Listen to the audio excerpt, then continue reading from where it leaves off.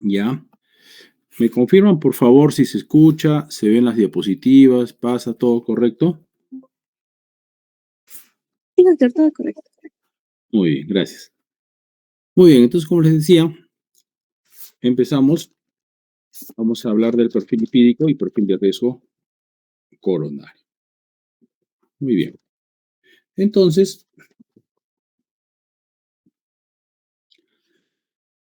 como ustedes ya están viendo en la imagen, ¿a qué se refiere esta clase, no? De que va a haber problemas por isquemia, ¿no? ¿Por qué? Por obstrucción de los vasos sanguíneos. Algunas consideraciones previas, que en el mundo millones de personas mueren todos los años por enfermedades isquémicas, cardiovasculares o cerebrovasculares. Las enfermedades isquémicas del corazón y las enfermedades isquémicas cerebrovasculares están dentro de las primeras causas de mortalidad a nivel mundial, y de esto no es ajeno nuestro país. ¿Ya? Igual en el Perú también las enfermedades isquémicas cardíacas y cerebrovasculares también están dentro de las primeras causas de mortalidad. Inclusive hay unas estadísticas que dentro de las primeras 5 causas de mortalidad. Pero ¿qué es lo más importante, jóvenes? ¿Qué es lo más importante? Que el 80% de los infartos agudos de miocardio o de los accidentes cerebrovasculares ya pueden ser prevenidos, ¿no? Entonces, esto nos llama poderosamente la atención.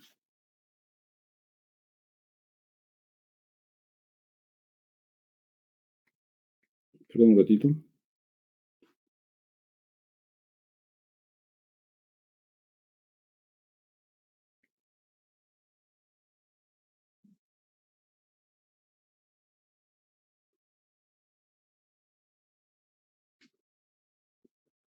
Ya como le decía, esto nos debe llamar a reflexión, ¿no? O sea, ¿por qué lo que más nos mata, no solo en el Perú, sino en el mundo, puede ser prevenido, ¿no? O sea, entonces acá hay algo que tenemos que sacar como conclusión, ¿no? Hay cosas que estamos haciendo mal, ¿no es cierto? Porque lo que más nos mata puede ser prevenido, ¿no? Una de las causas mayores de mortalidad puede ser prevenido. Y acá juega un papel importante esta molécula que se llama lipoproteínas, ¿no? Las lipoproteínas. Las lipoproteínas son moléculas que están compuestas, como su nombre lo dice, por lípidos y por proteínas. Esta molécula circula en la sangre, en el plasma, y transportan básicamente el colesterol y los lípidos esterificados de la sangre. ¿Ya? ¿Qué sucede? Sabemos que la sangre es un tejido acuoso, ¿no es cierto? Y los lípidos, por su estructura, por sus características, no pueden difundirse en un tejido acuoso o en el agua, por lo que tienen que unirse a las proteínas que les van a servir de acarreadores para que puedan viajar en la sangre. Entonces, por eso es que tienen esa composición. Entonces, las lipoproteínas, moléculas que contienen lípidos y proteínas. ¿Qué clases de lipoproteínas tenemos? Ya, en primer lugar, tenemos a los kilomicrones. En segundo lugar, las lipoproteínas de muy baja densidad, las VLDL. Las lipoproteínas de baja densidad, las LDL. Las lipoproteínas de alta densidad, las HDL. ¿No? Estas lipoproteínas se clasifican en dos grandes grupos, por llamarle así, ¿no es cierto? Unas consideradas las que son perjudiciales para la salud, o consideradas las malas, si queremos llamarle así, y las otras consideradas la buena o la beneficiosa para la salud, que en este caso, en este grupo, solo hay una, que es la HDL, ¿no? Que es la lipoproteína de alta densidad. Entonces, dentro de considerar las malas, tenemos a los kilomicrones, que es la molécula o la partícula más grande. Mide 1000 nanómetros, ¿ya? De ahí le sigue la VLDL, ya con una disminución importante del tamaño, mide esta molécula 70 nanómetros, por ahí aparece una IDL, que es una lipoproteína de densidad intermedia, de 40 nanómetros, y de este grupo, la más perjudicial para la salud humana es la LDL, a pesar de ser la más pequeña, ¿no? Mide 20 nanómetros. Y por el otro lado, tenemos, miren ustedes, a la lipoproteína considerada buena. Es beneficiosa tener buenas concentraciones de esta lipoproteína en la sangre, que es la HDL. Y viene a ser la más pequeñita de todas, ¿no? Mide 10 nanómetros. A pesar de su pequeño tamaño, ya vamos a decir por qué es beneficiosa para la salud. Entonces, los kilomicrones son las partículas, como les había dicho, más grandes, miden 1000 nanómetros. Estas partículas se producen en el intestino. Están compuestas en el 95% de la molécula por triglicéridos. Estos triglicéridos vienen de fuente exógena, son de origen exógena, o sea, provienen de la dieta, de lo que comemos. El 2% de la molécula son proteínas y el 3% colesterol y fosfolípidos. O sea, básicamente esta molécula está compuesta por triglicéridos, ¿no? Esta alta concentración de triglicéridos hace que las partículas sean menos densas que el agua, por lo que van a terminar flotando incluso sin centrifugación en la sangre. Entonces nos vamos a dar cuenta de que se va a formar una capa, ¿no? Por encima del suero, ¿ya?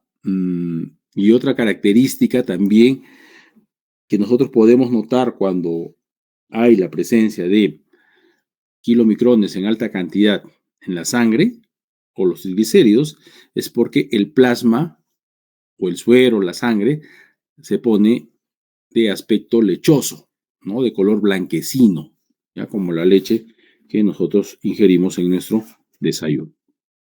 Muy bien, entonces, kilomicrón, la molécula más grande, 1000 nanómetros, viene de fuente exógena, tiene 95% de la molécula de triglicéridos.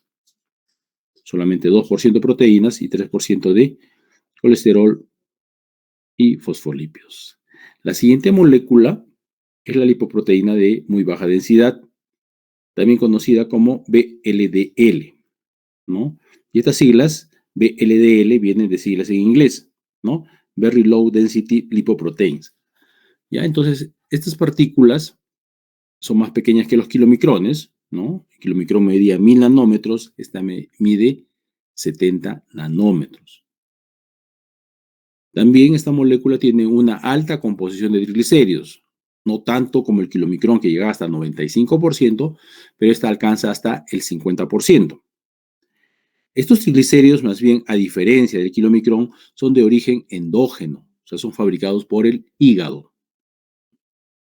10% de proteínas y el 40% colesterol y fosfolípidos. O sea, esta es una molécula que tiene un alto contenido de lípidos, 50% de triglicéridos, 40% de colesterol, o sea, 90% son lípidos y solamente 10% de proteínas. Igual que en el caso anterior, esta alta composición de triglicéridos hace que sean partículas menos densas que el agua e incluso van a flotar espontáneamente, ¿no? Aún sin centrifugación, como en el caso anterior. Y también el alto contenido de VLDL por los triglicéridos que tiene va a originar un plasma turbio, no tan lechoso, no tan blanquecino como cuando hay mucho kilomicrón, sino ya un plasma turbio, no es un plasma transparente como que normalmente se debería observar después de la centrifugación del tubo de sangre. Siguiente molécula es la lipoproteína de baja densidad o LDL, Low Density Lipoprotein. Esta yo les había dicho que era la más perjudicial para la salud humana. ¿Por qué?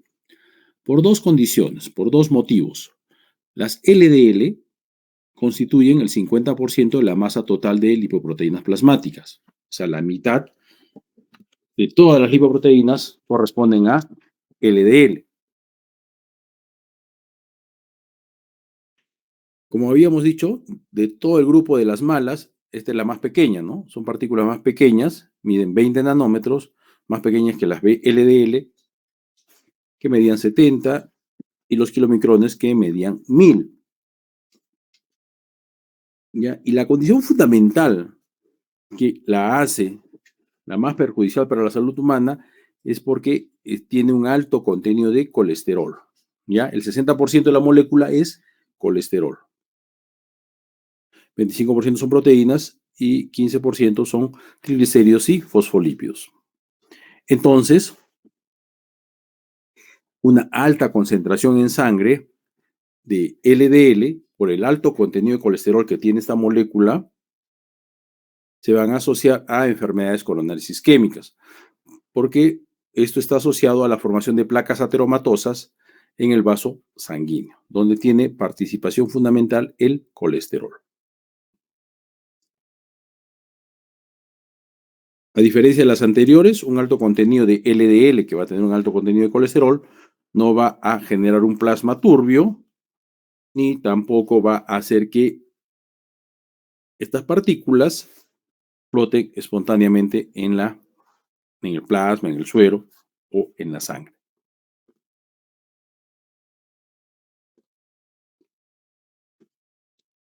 Siguiente es la HDL, ya la lipoproteína de alta densidad o High Density Lipoprotein. Son partículas pequeñas, es la más pequeñita de todas, medía 10 nanómetros. Están constituidas en la mitad de la molécula, el 50% de la molécula, por proteínas, 20% de colesterol y 30% de fosfolípido.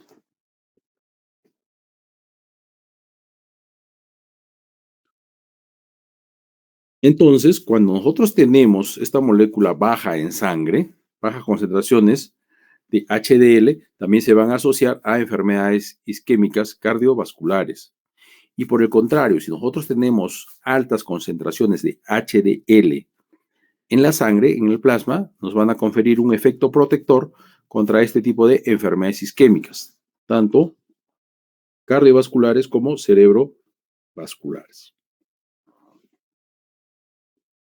Entonces, la composición del HDL, ya hemos dicho, molécula de 10 nanómetros, que fundamentalmente tiene proteínas, ¿no? 20% de colesterol y 30% de entre triglicéridos y fosfolípidos. ¿Y qué tienen que ver? Ya algo les adelanté. ¿Qué tienen que ver las lipoproteínas en la salud humana? ¿Qué función cumplen las lipoproteínas, ¿no? La función principal de las lipoproteínas es para transportar los lípidos, ¿no? Tanto el colesterol y los triglicéridos, desde el lugar donde se produce, que puede ser fuente exógena, o sea, de la dieta, y se va a producir ¿dónde? En el intestino, o de fuente endógena, donde se va a producir en el hígado, ¿ya? Entonces van a servir para transportar estos lípidos desde el lugar donde se origina hasta el lugar donde va a ser utilizado o va a ser almacenado. Entonces, como estamos viendo acá, ¿no?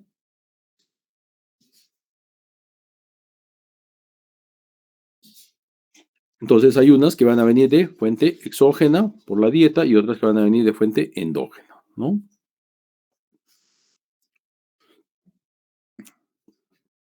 El uso y la aplicación de las lipoproteínas en la clínica médica se realiza a través de una prueba de laboratorio que se denomina perfil lipídico o perfil de riesgo coronario, o también algunos la conocen como lipidograma. Entonces ustedes como médicos, mediante estos estudios que se hacen en el laboratorio, y la información, el laboratorio siempre te va a proveer información, ¿ya? Para que tú tomes las decisiones más correctas en el manejo de tus pacientes. Entonces, mediante estos estudios, se va a poder evaluar el riesgo que tiene una persona de padecer una cardiopatía isquémica o una apoplejía cerebral, ambas patologías producidas por disminución del riego sanguíneo arterial, debido a que a la formación de una placa ateromatosa en el vaso que va a obstruir el calibre del vaso sanguíneo, como lo estamos viendo acá. ¿no? Miren ustedes, ¿ya? Acá hay la formación de una placa ateromatosa, ¿no? Que va a obstruir, por ejemplo, a este nivel está libre y tiene un adecuado calibre, pero a este nivel, miren ustedes, ya el calibre disminuye fundamentalmente, ¿no? ¿Y de qué está compuesta la placa ateromatosa? Esta placa ateromatosa está compuesta por células como macrófagos, linfocitos, fibroblastos, colágeno y células musculares que van a rodear el centro de la lesión, que está compuesto también por células espumosas en proceso de generación, detritos celulares, eritrocitos, macrófagos, plaquetas, cristales de colesterol y depósitos de calcio, ¿no? De todo esto está compuesto la placa ateromatosa.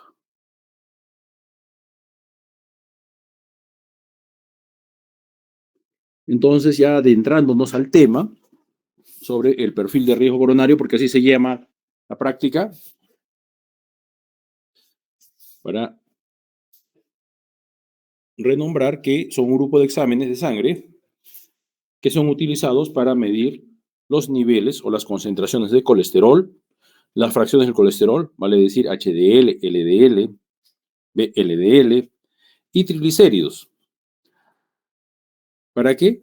Para determinar el riesgo que tiene una persona de padecer una cardiopatía isquémica o una también isquemia cerebral. Entonces, como ustedes están viendo acá, de izquierda a derecha, vemos un vaso sanguíneo, una arteria, tanto en corte sagital como transversal,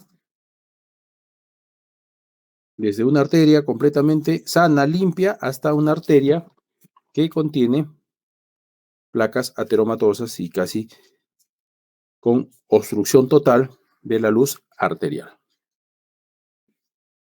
Entonces, como les decía, el perfil lipídico, también llamado lipidograma o perfil de riesgo coronario, son un conjunto de exámenes de laboratorio que deben ser solicitados en forma conjunta para determinar así el metabolismo de los lípidos, comúnmente en suero, y poder así determinar el factor de riesgo coronario, ¿no? ¿Qué pruebas incluyen el perfil de lipídico, perfil de riesgo coronario? La medición de la concentración de colesterol total, de HDL, la lipoproteína de alta densidad, LDL, la lipoproteína de baja densidad, VLDL, la lipoproteína de muy baja densidad, y los triglicéridos. Entonces, ustedes como médicos van a utilizar esa información que les provee el laboratorio junto con la historia clínica que le han hecho a su paciente, ¿no? Junto con los síntomas y signos para evaluar el riesgo de que tiene esta persona de padecer una dislipidemia y sus posibles complicaciones, ¿no? Como por ejemplo, llegar a ser un infarto agudo de miocardio o una apoplejía cerebral. Ambos cuadros provocados por obstrucción de los vasos sanguíneos, ya sabemos, causado por qué, por placas ateromatosas o placas de colesterol, también así conocidas, ¿no? Placas de colesterol. Pero ya sabemos que no solamente hay colesterol, ¿no? Hay una serie de elementos más dentro de la placa ateromatosa. Es decir, esta prueba nos sirve para valorar el riesgo cardiovascular de una persona e instituir así un régimen adecuado de prevención y tratamiento. Prevención y tratamiento, ¿no? Entonces, ustedes saben que la medicina del futuro es la medicina preventiva. Y habíamos dicho que esto, si bien es cierto, estas causas eran las que generaban mayor mortalidad, pero al mismo tiempo podían ser prevenidas, ¿no? Entonces, vamos a hablar un poquito de cada una de ellas. El colesterol es un lípido, es un esterol que se encuentra en los tejidos corporales y en el plasma sanguíneo. Es importante para nuestro organismo. ¿Por qué? Porque el colesterol es necesario para crear la membrana plasmática celular. O sea, forma parte de la capa bilipídica, ¿no? De la célula, que va a regular la entrada y salida de sustancias de la célula. Y hemos comentado que cifras elevadas en sangre de colesterol, como también de LDL, porque tiene alta concentración de colesterol, tienen consecuencias perjudiciales para la salud. O sea, tienen que ver, o sea, están en una relación directa, directamente proporcional con estas situaciones. El colesterol se sintetiza en el retículo endoplásmico liso y se encuentra en una relación inversa entre la concentración de la sangre y la ingesta. Ya, acá quiero hacer un paréntesis. ¿Qué quiere decir esto? Nosotros tenemos nuestra fábrica interna de colesterol, ¿no es cierto? Que es el retículo endoplásmico liso, donde se fabrica en el hígado, ¿ya? Entonces, cuando todo funciona bien, como por ejemplo en el caso de ustedes, que son jóvenes, ¿no? Cuando la persona es joven, todo le funciona bien, ¿cierto? Es como cuando te compras un carro nuevo, todo está perfecto, todo funciona adecuadamente. Pero ¿qué pasa con el paso del tiempo? ¿No? Van declinando las funciones metabólicas y van apareciendo las enfermedades crónicas. Va apareciendo la diabetes mellitus, en este caso va a aparecer las dislipidemias, la gota, y etcétera, etcétera, ¿no? Una serie de enfermedades metabólicas, ¿no? Porque van declinando las funciones metabólicas. ¿Y qué sucede? ¿No? Cuando eres joven, no hay problema. Si no comes colesterol, no hay problema. La fábrica interna se activa y para mantener los niveles necesarios, mínimos necesarios de colesterol. Si tú comes, no hay problema porque la fábrica interna va a disminuir su producción. Pero va a llegar un momento que este equilibrio se rompe, que este equilibrio ya deja de ser perfecto. Entonces ahí es donde viene el aumento de el cúmulo, el aumento de la concentración de colesterol va a ir aumentando paulatinamente en la sangre, ¿no? Entonces las personas van a ir incrementando sus niveles de colesterol en sangre. El ser humano no puede metabolizar la estructura del colesterol hasta CO2 y agua para eliminarlo por las vías naturales de eliminación, ya sea vía renal, agua, o ya sea vía respiratoria CO2, por lo que el colesterol se va a eliminar del cuerpo, convirtiéndose en ácidos y sales biliares.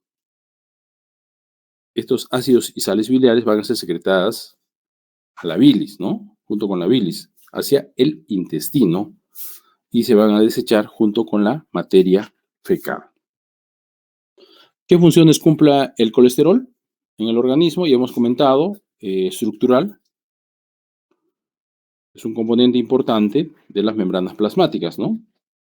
Pero también cumple otras funciones, como por ejemplo, ¿no? Es precursor de la vitamina D, que participa en el metabolismo del calcio, es precursor de las hormonas sexuales, como la progesterona, testosterona, estrógenos, es precursor de las hormonas corticosteroidales, como el cortisol o la aldosterona, y también ya hemos comentado que es precursor de las sales biliares.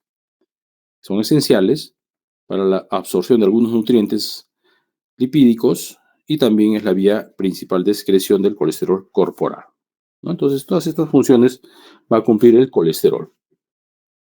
¿Qué sucede? La concentración normal del colesterol en la sangre va de 120 a 200 miligramos por decilitro. Antes era hasta 240 normal, ¿no? O sea, cuando yo era estudiante así como ustedes, el valor normal era hasta 240. Ahora ya lo han puesto en 200, ¿no? Porque ya se ha visto de que a mayor nivel de colesterol en sangre va a haber mayor posibilidad de riesgo coronario. Como ya les había dicho, el colesterol es insoluble en agua, por lo que el colesterol plasmático lo vamos a encontrar en la forma de complejos macromoleculares llamados lipoproteínas. ¿En qué lipoproteínas está el colesterol? Fundamentalmente LDL 60% y VLDL 40%. No se olviden, ¿ya? Entonces, por ello que la LDL es la más perjudicial, ¿no? Porque tiene mayor concentración de colesterol dentro de la molécula y porque también es la que está en mayoría, ¿no? Hemos dicho que el 50% de todas las lipoproteínas son LDL. Ambas moléculas tienen gran capacidad de fijar y transportar grandes cantidades de colesterol, como ya hemos mencionado los porcentajes, ¿no? Entonces ya sabemos que esto está asociado a isquemia coronaria. Muy bien, la clase se llama perfil de riesgo coronario, ¿no? Riesgo coronario, ¿ya? Entonces, ¿qué sucede? ¿Ya? ¿Por qué se asocia con el riesgo coronario, no? Entonces ya la Asociación Americana del Corazón, con estas siglas, American Heart Association, ha determinado valores, ya han estudiado esto, ya ha determinado valores y los ha asociado, ¿no? Valores en sangre para estas diferentes moléculas y las ha asociado al hecho de tener más o menos riesgo de padecer este tipo de enfermedades. Entonces, si yo en una persona encuentro un colesterol por debajo de 200, se le cataloga como un valor ideal con un bajo riesgo de padecer enfermedad cardiovascular isquémica. Si yo en mi paciente encuentro su valor de colesterol entre 200 y 300 miligramos por decilitro, lo catalogo como que esta persona tiene un riesgo moderado, por lo que debo proceder a evaluar otros factores de riesgo, como por ejemplo el hecho de que si el paciente tiene o no tiene diabetes. ¿Ya? Ustedes saben que una de las complicaciones de la diabetes es el infarto agudo de miocardio. ¿Por qué? Porque estas personas los diabéticos tienen niveles incrementados de LDL.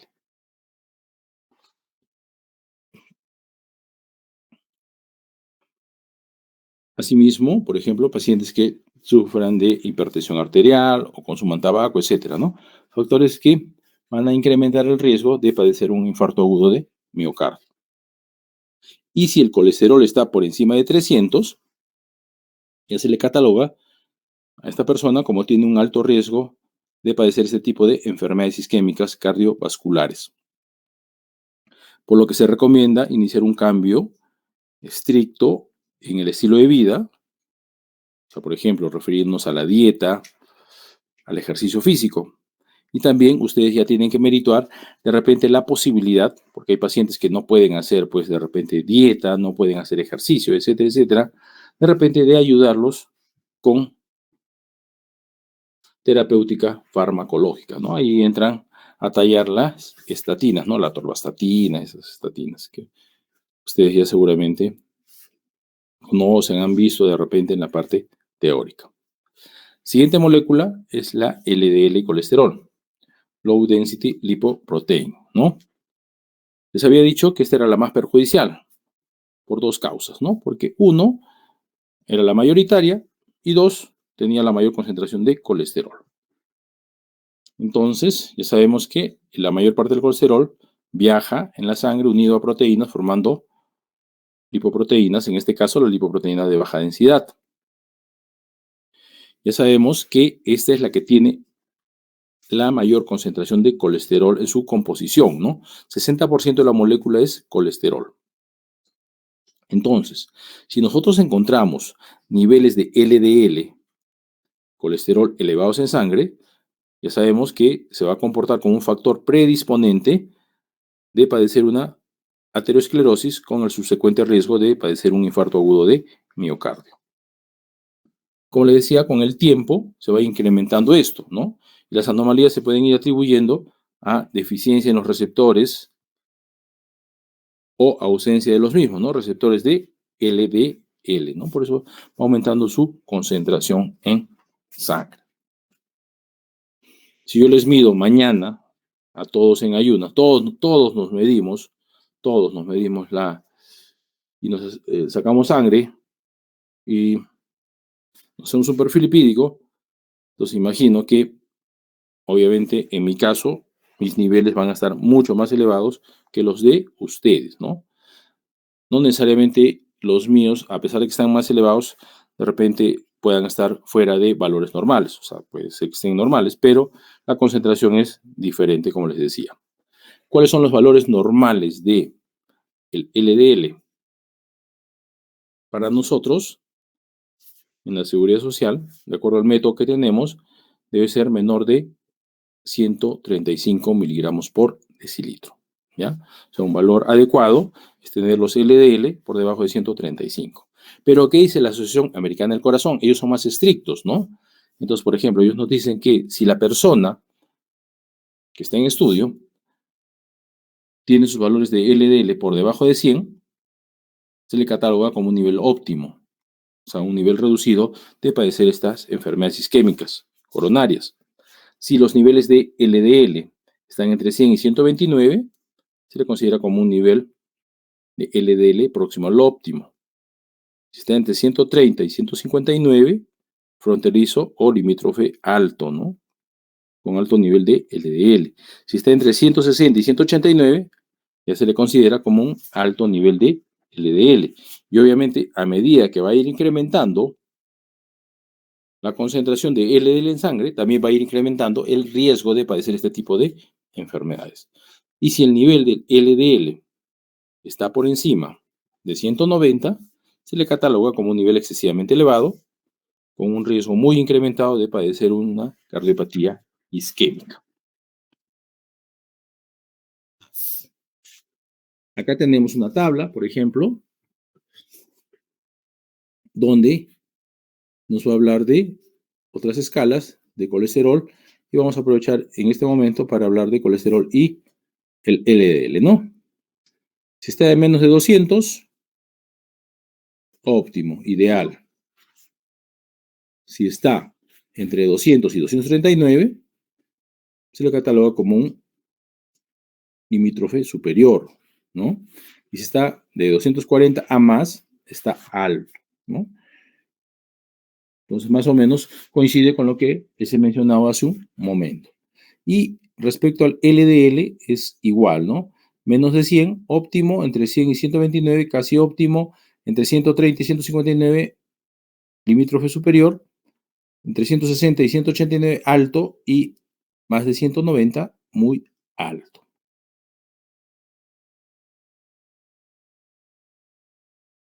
Siguiente, la VLDL, ¿no? La lipoproteína de muy baja densidad o Very Low Density Lipoprotein. Esta molécula es sintetizada por el hígado y transporta fundamentalmente triglicéridos. Ya habíamos dicho que el 50% de la molécula era triglicéridos que se había fabricado en el hígado. También ésteres de colesterol y fosfolípidos, principalmente hacia los tejidos extrahepáticos. Como les había dicho, el 50% de la molécula son triglicéridos. 40% es colesterol y fosfolípidos. Y solamente 10% son proteínas. Entonces el 90% de la molécula son lípidos que incluso van a ser perjudiciales para la salud. Esta molécula es una molécula intermedia, ¿ya? Es la precursora de la LDL, que es la más perjudicial. Y el valor normal en sangre lo deberíamos encontrar por debajo de 30 miligramos por decilitro. Siguiente molécula es la HDL o High Density Lipoprotein. Esta molécula yo les había dicho que era la considerada buena, era la más pequeña. Tenía el 50% de concentración de proteínas, ¿ya? ¿Qué sucede? Esta es fabricada por el hígado y va a transportar, va a salir así como una molécula vacía, compuesta de proteínas básicamente, y va a recoger el colesterol de los tejidos periféricos y los va a llevar de vuelta al hígado. Ya es por eso que es considerada la buena, ¿no? Hace la función de limpiar las arterias. Debido a que las HDL pueden realizar el retiro del colesterol de las arterias y llevarlo de vuelta al hígado para que sea metabolizado y excretado a través de la bilis, se le conoce como el colesterol o la lipoproteína buena. El valor normal debe estar por encima de 35 miligramos por decilitro. Las HDL, como ya les había dicho, son las moléculas, las lipoproteínas más pequeñas, ¿no? Medían 10 nanómetros, son las más densas porque están compuestas fundamentalmente por proteínas, ¿no? 50% son proteínas.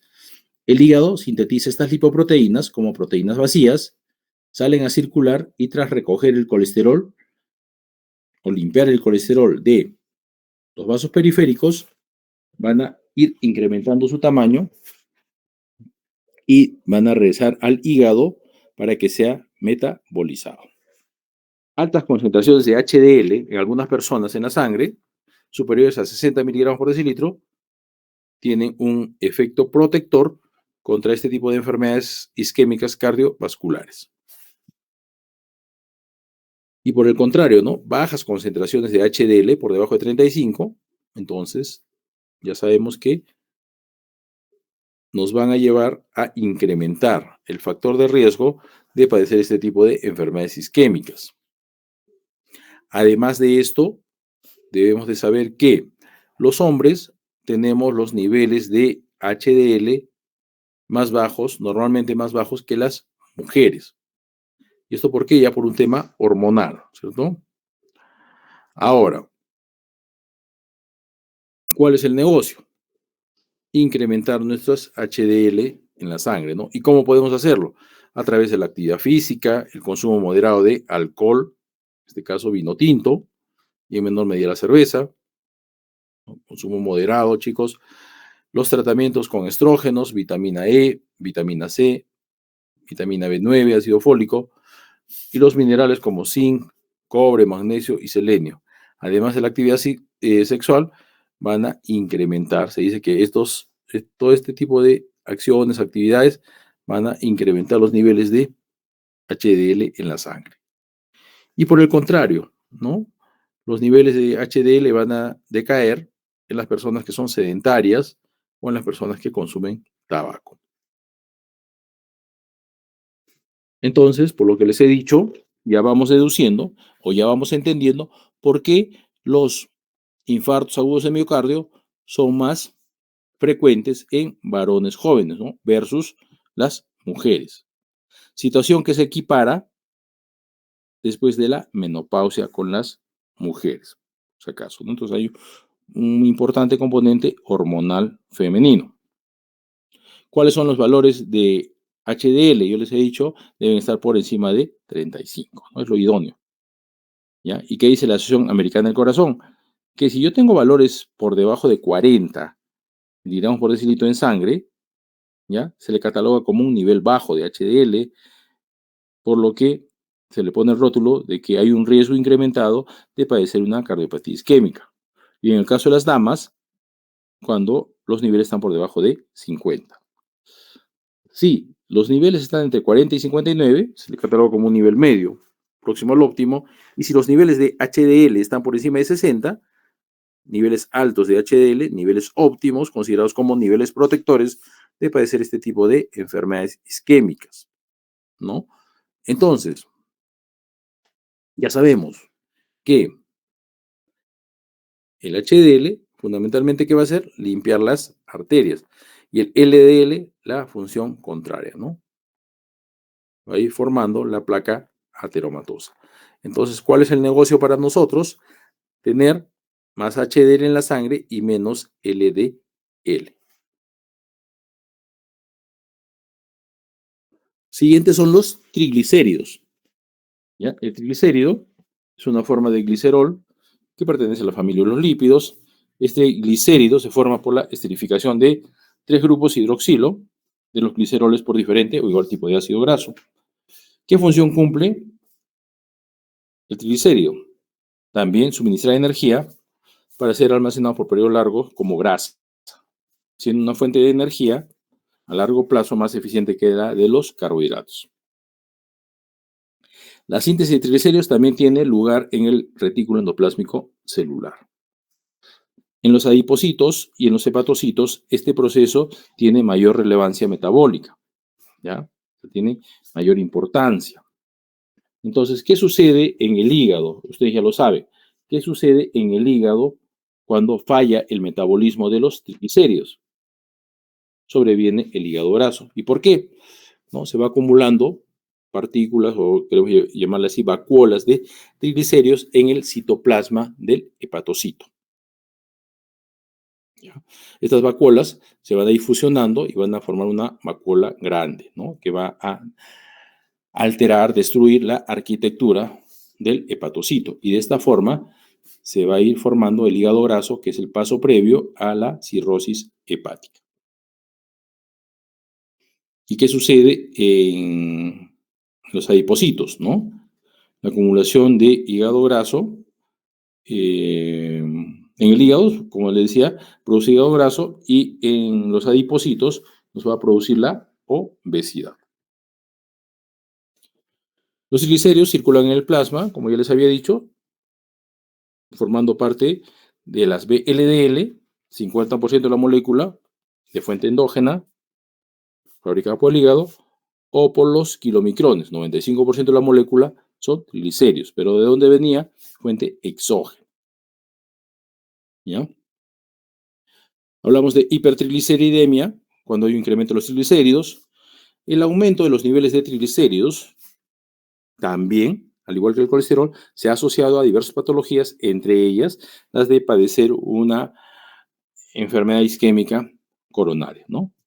¿Qué factores incrementan los triglicéridos en la sangre? El sobrepeso, la vida sedentaria, la falta de actividad física, consumo de tabaco, consumo de alcohol también, consumo de dietas ricas en carbohidratos, también hacen que se incrementen los triglicéridos en sangre, algunas enfermedades y el consumo de algunos medicamentos también, y también no nos olvidemos de que en esto también juega un papel importante la parte genética, ¿no? La parte hereditaria. ¿Cuál es el valor normal de los triglicéridos? Para nosotros en la seguridad social hasta 200. Para otros laboratorios hasta 150. Todo depende del método que se utilice, ¿no? ¿Y qué dice la Asociación Americana del Corazón? Sí, los triglicéridos están por debajo de 200, nivel medio de triglicéridos. Si están por debajo de 150, niveles óptimos. Y si están por encima de 200, niveles elevados, ¿no? Obviamente los niveles elevados van asociados a un mayor riesgo de padecer este tipo de enfermedades coronarias isquémicas o cerebrovasculares, ¿no? Entonces, si los niveles de triglicéridos están por debajo de 150, óptimo, entre 150 y 199, limítrofe, esta es otra escala, entre 200 y 500, alto, y por encima de 500, muy alto. Causas de elevación de los lípidos, ¿ya? Por ejemplo, tenemos algunas razas tienen, como les decía, acá hay un factor hereditario, genético importante, ¿no? Algunas razas tienen los lípidos, la concentración de lípidos en sangre más elevados que otras. Obviamente también la dieta, ¿no? O sea, por ejemplo, si medimos los lípidos en personas de Estados Unidos, digamos, también vamos a encontrar que hay bastante dislipidemia, los estilos de vida, vidas sedentarias, etcétera, la falta de hacer ejercicio, factores hereditarios, factores genéticos. Por ejemplo, acá tenemos a la hipercolesterolemia familiar, donde se eleva el colesterol en varios miembros de la familia, y la hiperlipemia familiar combinada, ¿no? Que no solamente se eleva el colesterol, sino también los triglicéridos. También la elevación de los lípidos, como les decía, puede ser consecuencia de otras enfermedades, como por ejemplo el hipotiroidismo, la diabetes mellitus, enfermedades renales. El consumo de alcohol también te va a perjudicar o se va a asociar a varios problemas metabólicos, ¿no? En este caso, el consumo de alcohol te hace elevar los lípidos, ¿no? Los lípidos. Así como también el consumo de alcohol te hace elevar la glucosa en sangre, el consumo de alcohol te hace elevar, ¿qué? Los niveles de ácido úrico también en sangre, ¿no? O sea, cosas así, ¿no? Va a ir alterando ciertos procesos metabólicos. Entonces, ustedes saben que somos producto pues, de lo que comemos, ¿no? Prácticamente, ¿no? Así que tenemos que tener mucho cuidado con esto, ¿ya? Causas de hiperlipemia, ¿ya? Causas de hiperlipemia. ¿Cuándo vamos a encontrar los niveles de lípidos elevados en sangre, ¿no? Por ejemplo, la hiperlipemia postprandial o alimenticia. Cuando nosotros ingerimos lípidos, bajo cualquier modalidad, ¿no? Alguna fritura, etcétera, etcétera, entonces va a haber un incremento de los niveles de lípidos en la sangre. Este incremento se va a dar entre las 4 y 6 horas, ¿ya? Y recién va a comenzar a bajar a las 8 horas. Es por ello que cuando nosotros le indicamos a un paciente que se haga un estudio de lípidos, tenemos que indicarle, si es que no se lo indican en el laboratorio, nosotros tenemos que indicarle que por lo menos tiene que llevar un ayuno estricto de 12 a más horas, ayuno graso, ¿no? 12, 14 o más horas de ayuno graso, ¿ya? Para un buen estudio. ¿Por qué? Porque a veces, digamos, las personas no cumplen estas indicaciones y, digamos, hoy día, martes en la noche, van, comen su salchipapa, pollo a la brasa, etcétera, etcétera, y mañana están temprano en el laboratorio. Estiran el brazo, le sacan la sangre y salen triglicéridos más de 1000, 1200, 1500, etcétera. ¿Qué pasó? ¿No? ¿De verdad son triglicéridos? No, no son triglicéridos, ¿no? Sino son kilomicrones. ¿Pero qué tiene el kilomicrón? 95% de triglicéridos. Por eso los equipos lo detectan como triglicéridos. Van con su resultado al médico, el médico le dice, no, imposible, hazte en otro lugar. Se hace en otro lugar ya tomando las medidas de precaución porque la persona se preocupa, obviamente, ¿ya? Y sale dentro de límites normales, ¿no? La conclusión que a veces saca a priori es que el laboratorio A, el primero, es malo, ¿no? No hace bien las cosas. No, no es eso, sino que el paciente no tuvo una adecuada preparación.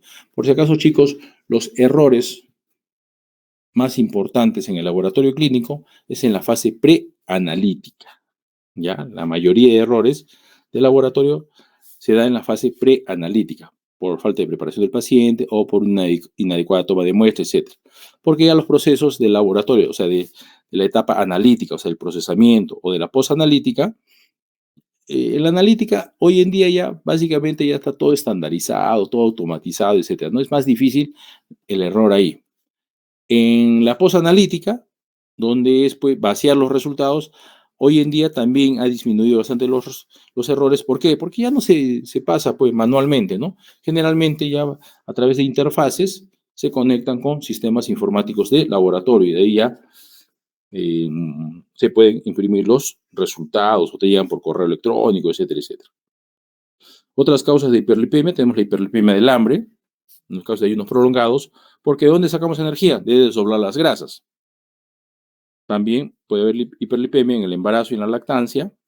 En la diabetes mellitus, ya les he dicho, se aumenta los triglicéridos y las LDL colesterol. Es por ello que una de las complicaciones de la diabetes mellitus es el infarto agudo de miocardio.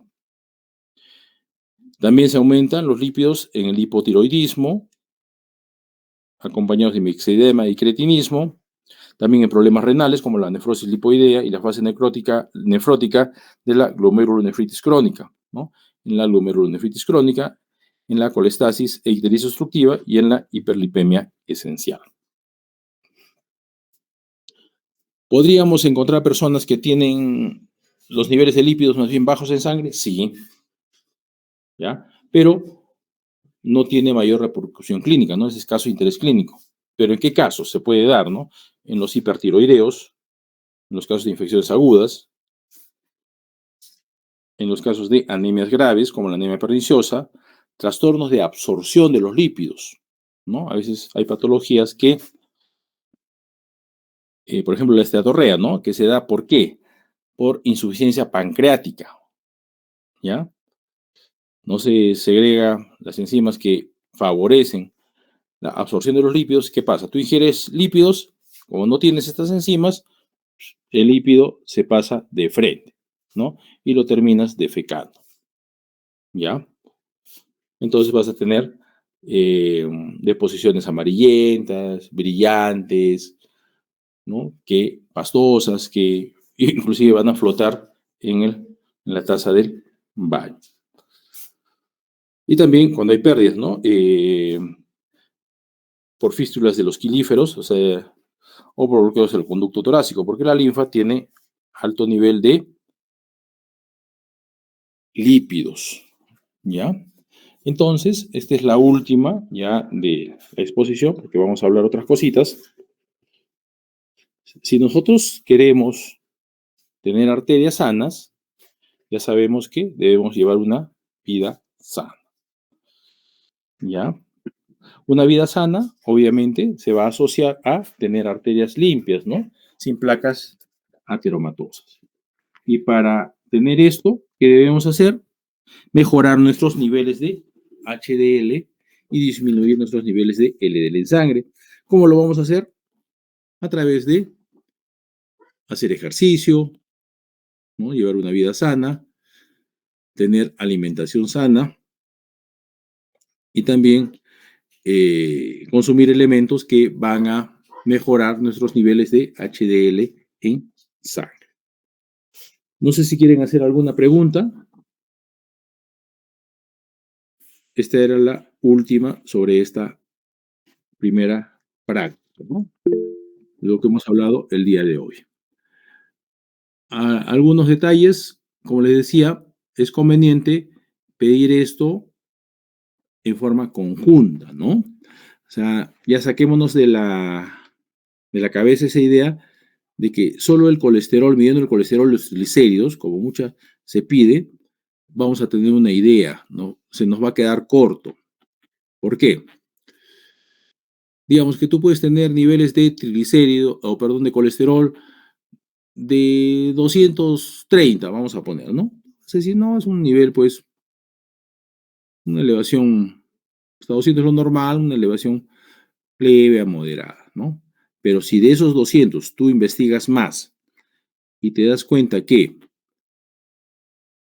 esa persona tiene 20 de HDL y 190 de LDL, entonces ahí la cosa cambia, ¿no? Entonces el riesgo de padecer este tipo de enfermedades isquémicas en esa persona va a incrementarse enormemente, ¿no? Entonces por eso es importante que sepamos cómo están los niveles de HDL, de LDL, de VLDL en la sangre.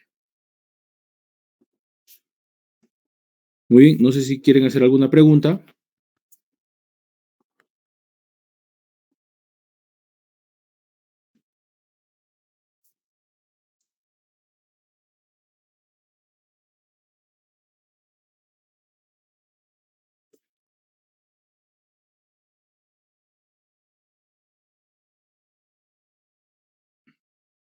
¿Alguna pregunta, jóvenes?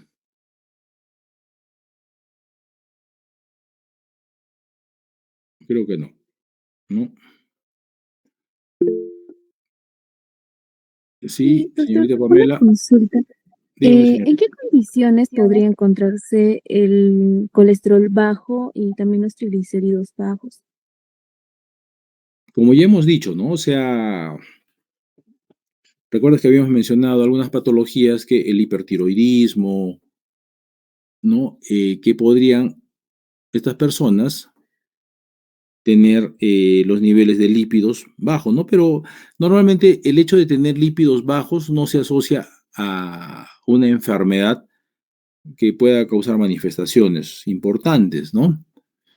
Nosotros debemos de tener, como les decía, ciertos niveles de colesterol para cumplir esos procesos metabólicos para los que está destinado el colesterol, ¿no? Como les decía, función estructural, la producción de hormonas corticosteroidales, hormonas sexuales, etcétera, etcétera. ¿Ya? Ahora, obviamente, los niveles de colesterol, etcétera, generalmente nosotros suplimos nuestras necesidades con la dieta, ¿no? A veces nos pasamos, o sea, no va a haber problema por ese lado, ¿no?